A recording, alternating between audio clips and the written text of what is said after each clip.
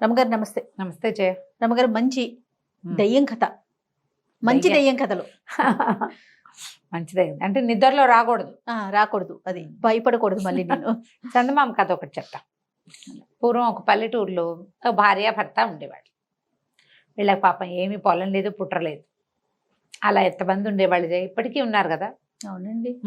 ఏదో ఇల్లు వాకిలి లేకుండా ఏదో పెళ్లి చేసుకుంటారు, ఎట్లా కొట్లా ఎవరింట్లోనూ ఉంటారు, ఏదో పని చేసుకుంటే ఉండేవాళ్ళు. ఇప్పటికీ ఎన్ని వేల లక్షల మంది ఉండుంటారో. అవును అవును. ఏమీ లేని వాళ్ళు. కాకపోతే ఆ ఊళ్ళో పొలం పుట్ర లేని వాళ్ళు వీళ్ళు ఒక్కళ్ళే. ఓ, అందరికీ ఎంతో కొంత కొడ్ర ఏదో ఒకటి 4 మొక్కలు వేసుకుని 2 కాయలు కోసుకునేందుకు అవకాశం ఉంది అందరికీ. వీళ్ళకి పాపం ఏం లేదు. వాళ్ళ తోటలో, వీళ్ళ దొడ్లో, వాళ్ళ పొలంలో, వీళ్ళ వాకిట్లో పనులు చేసుకుంటూ ఉండేవాళ్ళు.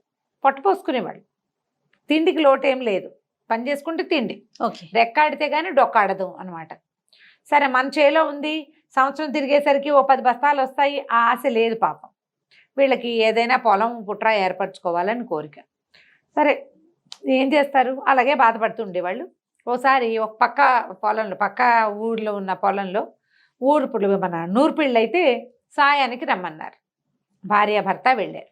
వెళ్ళాక ఏమైంది, వీళ్ళిద్దరు వెళ్ళేసరికల్లా ఇద్దరు కలిసి 4 మనుషులు పనిచేశారు. వాళ్ళు ఏం చేశారు, నూర్పిళ్లల్లో కళ్ళాలు నూర్చేటప్పుడు ఇట్లా ఇలా పైనుంచి ఏమంటారు, తూర్పార పట్టడం అంటారు. పైకి కుప్ప మీద ఎక్కి పై నుంచి ఇట్లా ఆ చేటతోటి ఇట్లా ఇట్లా అంటే ధూళంతా పోయి ఒడ్డు రాసి కింద పడుతుంది. అవును. ఈ ఎగిరిపోయినవన్నీ ఏమన్నారు వాళ్ళు, మామూలుగా మేము అవన్నీ ఏరుకుంటాము, పాపం మీరు ఇంత పని చేశారు కదా, ధాన్యం మేము పట్టుకెళ్ళిపోతాం, అవన్నీ చక్కగా పరిగె ఏరుకోవటం అంటారు దాన్ని. చుట్టూ అట్లా అట్లా రాలి పడతాయి, పరిగంతా మీరే ఏరుకోండి, 2 రోజులు కష్టపడి ఏరుకోండి, ఈ ఒడ్డు చాలా మంచిది, మంచి తీపి పెద్ద గింజలు అవి. సరే, రోజు కూలి ఇచ్చారు, పరిగేరుకునే పని పెట్టుకున్నారు వీళ్ళు. 2 రోజులు ఏరితే బాగా అన్ని ధాన్యం వచ్చినాయి. ఇంటికి వెళ్ళాక దంపితే అది ఎంత తీయటి గింజో, ఎంతో బాగుంది. ఆరబోసుకున్నారు. సరే, 10 రోజులు తిండికి వస్తాయి కదా. ఏమంది భార్య, ఏమయ్యా ఇప్పటిదాకా ఏనాడు మనకి ఏ రోజు తిండి ఆ రోజు తప్ప, 10 రోజులు ఉంచుకునే తిండి ఒక్కనాడు రాలా, ఫస్ట్ టైం వచ్చింది. మరి ఈ ధాన్యాన్ని ఏదైనా తెలివిగా వాడుకుందాం అంటే, సరే ఏమన్నాడు, సరే అయితే దంపేసి చెరిగి శుభ్రంగా మూట కట్టి పెట్టన్నాడు. మూట కట్టించుకున్నాడు. ఆ ఊరి కరణం గారికి బాగా చుట్టాలు వచ్చే లక్షణం ఎక్కువ. చుట్టాలు వచ్చేవాళ్ళు. చుట్టాలు వస్తే ఏమిటి, ఎప్పటికప్పుడు వంటలు తంటలు చేయొద్దు. పోయి కరణం గారి వాకిట్లోకి వెళ్ళాడు, ఈ మూట కట్టుకున్న ధాన్యం తీసుకుని. బాబు, మరి నాకేమీ పొలం పుట్టలేదండి, ఏదైనా పని ఇప్పించండి అని అడిగాడు. అడిగితే, అటగే లేరా, పనులు ఏమైనా వచ్చినప్పుడు చూస్తానన్నాడు. ఆయన ఏదో ఇంట్లో నుంచి అంత ఊరగాయ పెట్టించాడు. పోనీ వారు ఏమి దిక్కులేని వాళ్ళు కదా.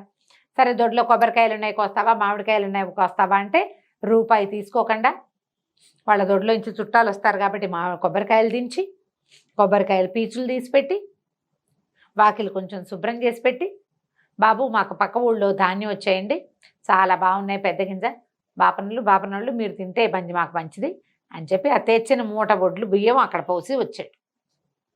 వాళ్ళు ఏవో ఓ కొబ్బరికాయ ఓ మామిడికాయ ఇచ్చారు. వీడిచ్చిన బియ్యం ఎక్కువ వాటికంటే. పని చేశాడు కదా. ఆ సాయంకాలం చుట్టాలు ఎవరో వస్తే ఆవిడ ఏం చేసింది, కొత్త బియ్యం, ఈ బియ్యం బాగున్నాయని, కొత్తవంటే చూడడానికి వాళ్ళు, ఆ బియ్యంతో పాయసం చేసింది. ఎంత గుమగుమలాడుతుందో పాయసం. కొత్త బియ్యపు పాయసం చాలా రుచిగా ఉంటుంది, శుద్ధ అవుతుంది. కొత్త బియ్యంతో పులిహారలు చేసుకో, అవును, ముద్ద ముద్దగా అయిపోతుంది.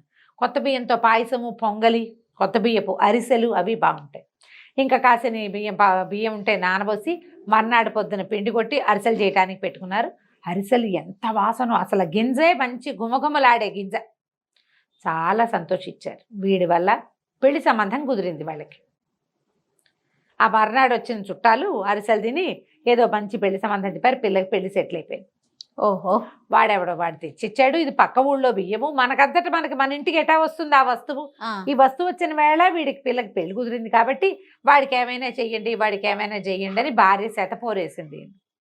సరే, పెళ్లి పనులకు సాయం వచ్చిన ఈ పాలేరు కుర్రాడికి ఈయన ఏమన్నాడంటే, కర్ణం గారు, ఏరా అబ్బి బోళ్ళంత కష్టపడుతున్నావు, మరి మన ఊరి చివర 4 ఎకరాల బంజరు భూమి ఉంది, ఏదైనా చేసుకో, ఆ చేలోకి ఎవ్వరు రారు, ఆ స్థలం అట్లా పోరం పోకు, అదట ఉండిపోయింది, ఎవరి పేరు లేదు, నువ్వు చేసుకో గ్రామానికి ఇంతనివ్వు, బాగుంది. నువ్వే వాడుకో, నువ్వు సాగు చేసుకోమన్నారు. అనగానే విడిపోయి ఆ మొగుడు పెళ్ళాన్ని సంతోషించి ఓ రోజు బయట కూలికి వెళ్ళినా అదంతా రాయి రప్ప కొండ మెట్ట ఉంటే అంతా చదును చేసి సరి చేసుకున్నారు. సరి చేసుకున్నాక ఆరక కట్టుకోవాలి, మరి ఎవరి దగ్గర నాగలు తెచ్చి కట్టుకోవాలి కదా, నాగలు తెచ్చి కట్టారు. నాగలు కట్టేసరికల్లా 2 గాచాళ్ళు దున్నంగానే ఒక దయ్యం వచ్చి కూర్చుంది అక్కడ. మీరెవరు ఇక్కడికి వచ్చారు, ఎన్నాళ్ళ నుంచో ఇక్కడికి ఎవ్వరూ రారని ఇక్కడున్న కంప మిట్ట పట్టుకుని వేళ్లాడుతూ నేను ఇక్కడ హాయిగా ఉన్నాను ప్రశాంతంగా, 4 ఎకరాల భూమి, మీరు తెల్లవారేసరికి నిన్ను వదిలిచి పని చేస్తుంటే ఏదో చేస్తున్నారనుకున్నా, ఇప్పుడు వచ్చి దున్నితే ఇంకేముంది, ఇక పంటలు మొదలు పెడతారు, జనాలు వచ్చేస్తారు, నాకు ఫ్రీడమ్ ఉండదు, నాకు నిద్ర ఉండదు, నన్ను డిస్టర్బ్ చేస్తారు, నువ్వు అరకు కట్టేసరికల్లా నాకు డిస్టర్బెన్స్ వచ్చేసింది, పోండి అనేసరికల్లా బతిమలాడారు మొగుడు పెళ్ళాం ఇద్దరు. మా అమ్మ బాబాబు మాకు అసలు ఏమీ లేదు, కరణం గారు పుణ్యాత్ముడు ఇది ఇచ్చాడు, మరి సాగు చేసుకోనివ్వు, నీకేం కావాలంటే అది వేస్తాం, ఏం కావాలో అడుగు, కోడిందేమన్నావా మేకందేమన్నావా అన్నారు.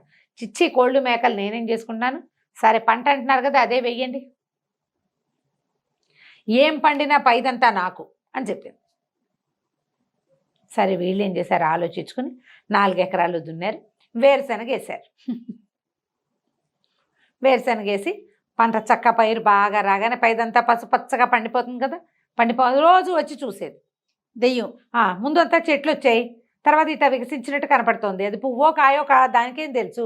ఆ పండిన వేరుశనగ ఏమవుతుంది, ముందు చక్క మొక్క వస్తుంది, కింద గింజలు ఊరాక పై మొక్క వాడిపోతుంది కదా, రంగు మారిపోతుంది. సరే మొత్తం అంతా కట్ చేసేసారు, ఇదిగో నీకు కావాల్సిందని ఒక కుప్ప పోసారు. అదంతా కుప్ప చూసింది, చూస్తే ఏం చేయాలో తెలియలే, అడిగింది, అది మొత్తం జవురుకుని పట్టుకుపోయింది. ఆ దయ్యం అటు వెళ్ళిపోగానే చీకటి మాటన వీళ్ళు ఏం చేశారు, పొలం అంతా తిరగదోడి కింద ఉన్న వేరుశనగకాయ అంతా ఇంటికి చేర్చుకున్నారు. ఓకే, అది ఫ్రెష్ పొలం, ఎన్నేళ్లుగానో సాగు లేకుండా ఉంది, వర్జిన్ ల్యాండ్స్ అంటుంటారు మన వాళ్ళు కదా, అసలు కొత్త భూమి, కొత్త మట్టి, చక్కగా వచ్చినాయి, ఒక్కో కాయలో 4-5 గింజలు చొప్పున వచ్చినాయి. రైట్, అక్కడి నుంచి మొత్తం తవ్వుకున్నారు, బాగానే ఉంది. మళ్ళీ 6 నెలలు గడిచేసరికి కొత్త పంట వేస్తారు కదా, వీళ్ళు మళ్ళీ దున్నబోయారు. దున్నబోతే ఈసారి వచ్చింది మళ్ళీ, ఏంటో తెలివితేటలు చూపిస్తున్నారు, ఈసారి కిందవన్నీ నావి అని చెప్పింది. బాగానే ఉంది. రెండోసారి ఏం చేశారు, మొక్కజొన్న వేశారు. మళ్ళీ వచ్చింది, చూస్తోంది, చెట్టేటా వచ్చింది, చూస్తుంటే పచ్చగా పైరు బాగా అందంగా, మొక్కజొన్న మొక్కలు ఎంత బాగుంటాయో, నిన్నో రకంగా ఉంటుంది, ఇవాళ రకంగా ఉంటుంది, రేపు ఇంకో రకంగా ఉంటుంది, దాని అందమే అందం. చూశారు, వచ్చారు, చూశారు, వచ్చింది, చూసింది, ప్రతిరోజు చూస్తోంది. సరే తర్వాత ఏమైంది, తలకాయలు విరిచి తీసుకున్నారు, మిగిలిందంతా నువ్వే పుచ్చుకో అని చెప్పారు. అవేమో పైకి ఇటా వస్తాయి బయటికి, మరి పైకి వచ్చినవన్నీ వీళ్ళకే కదా, కింద ఉన్నవి ఏమున్నాయి, మొక్కలు పీక్కుంటే ఏమొస్తుంది, మొక్కలన్నీ పీకి అక్కడ పెట్టారు, తీసుకో నువ్వని. సరే దయ్యం అదంతా ఏం చేసింది, కట్టుకుని తీసిపోయింది ఉసూరుమంటూ. 3వ పంట వేశారు, ఈసారి వచ్చింది మళ్ళీ దయ్యం, 3వసారి. మీ తెలివితేటలు మీవే, ఈసారి పైది నాదే కిందది నాదే, మధ్యలోది ఏమైనా ఉంటే మీరు తీసుకుంటారు. బాగా ఆలోచించి చెరుకేశారు ఈసారి. కింద వేళ్ళు ఉంటాయి, పైకి ఇట్లా రెమ్మ వస్తుంది, మధ్యలో చక్కగా చెరుకు ఊరుతుంది. ఇది కొత్తగా పండేస్తున్న పంటలు కదా, దాంతో బ్రహ్మాండంగా ఊరినాయి, ఇంతంతలావు చెరుకు గడలు వచ్చినాయి. వీళ్ళు ఏం చేశారు, తల కొట్టేసి కిందది కొట్టేసి మధ్యలో అది మాది, ఇది నువ్వు తీసుకోమన్నారు. దయ్యానికి సరదా వచ్చింది, ఈసారి వెళ్ళల. వీళ్ళు మోపులు కట్టుకుంటున్న చెరుకు గడల్ని చూస్తూ నుంచుంది. అందరు వెళ్ళిపోయాక, ఓరి మీ తెలివి, మీకు ఎలాగైనా సరే ఉండాలని ఉంది ఇక్కడే, మీ ధైర్యం నాకు నచ్చింది, మీ తెలివితేటలు నచ్చినాయి, తేపకో పంటేసి భూమిని పంట నిలవబెట్టి అది పండేలాగా చేస్తున్నారు. కొత్త విత్తనం వేస్తే దానికి తెలివిగా ఉంటుంది భూమి, ప్రతిసారి ఒకటి వేస్తే కొన్నాళ్ళ తర్వాత తగ్గిపోతుంది. అవునవును కదా, అవును, మీ తెలివి బాగుంది, మీ ధైర్యం బాగుంది, సరే ఇక్కడే ఇల్లు కట్టుకుని హాయిగా బతకండి, ఇక నేను మళ్ళీ రానని గాల్లోంచి ₹1 సంచి పుట్టించి చేతిలో పెట్టింది. ఇల్లు కట్టుకోండి, హాయిగా ఉండండి అని చెప్పి వెళ్ళిపోయింది. మంచి దయ్యం కథ అడిగావు కదా, అందుకని. ఆ తర్వాత వీళ్ళు చక్కగా ఆ గట్టునే ఓ చిన్న ఇల్లు కట్టుకున్నారు. ఆ 4 ఎకరాలు పండించుకుంటూ వరేసినప్పుడల్లా కరణం గారికి 2 బస్తాలు ధాన్యం ఇస్తూ సంతోషంగా ఉన్నారు. ఆ ఊళ్ళో అందరికీ పొలాలు ఉన్నాయి, వీళ్ళకు కూడా పొలం ఉంది చివరికి, కథ కంచికి మనం ఇంటికి. నమస్తే. నమస్తే.